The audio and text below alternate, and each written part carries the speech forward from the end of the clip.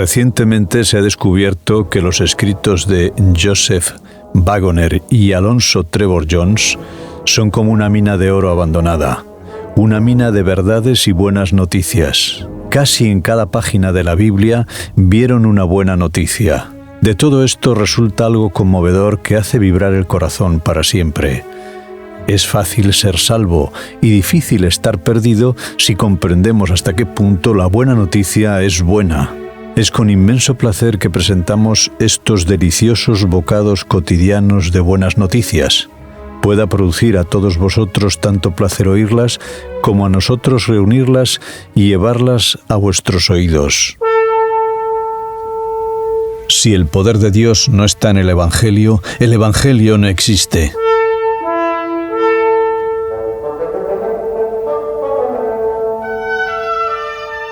Escribe el apóstol Pablo en su carta a los Efesios en el capítulo 2 y versículo 8. Porque por gracia habéis sido salvados por medio de la fe, y esto no proviene de vosotros, pues es don de Dios. El Evangelio es poder de Dios para salvación de todo aquel que cree. Dice el apóstol Pablo en su carta a los Romanos en el capítulo 10 y versículo 10. Con el corazón se cree para justicia. Y también en el Evangelio de Juan, en el capítulo 6 y versículo 29, leemos: Esta es la obra de Dios, que creáis en aquel que Él ha enviado. La fe obra.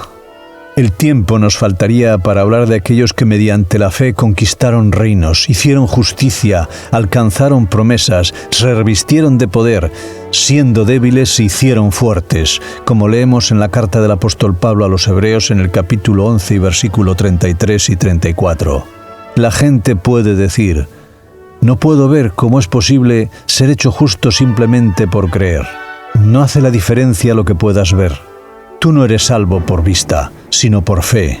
No necesitas ver cómo esto se hace, porque el Señor es quien realiza el trabajo de la salvación.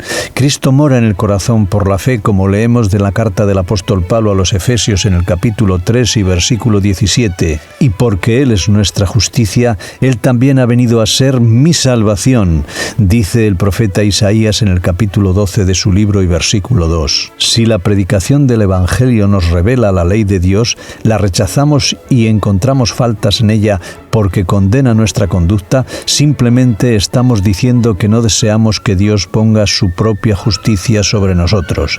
Pero así como le recibimos por fe y caminamos con Él, así como lo hemos recibido, caminaremos por fe y no por vista, como nos dice el apóstol Pablo en su segunda carta a los Corintios en el capítulo 5 y versículo 7.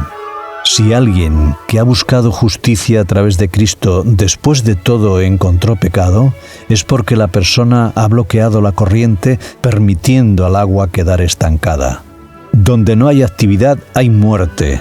No debe culparse a nadie por esto, sino a la persona misma. Que ningún cristiano profeso tome consejo de sus propias imperfecciones y diga que es imposible para un cristiano vivir una vida sin pecado. Es imposible para un cristiano que tiene fe plena vivir de otra manera.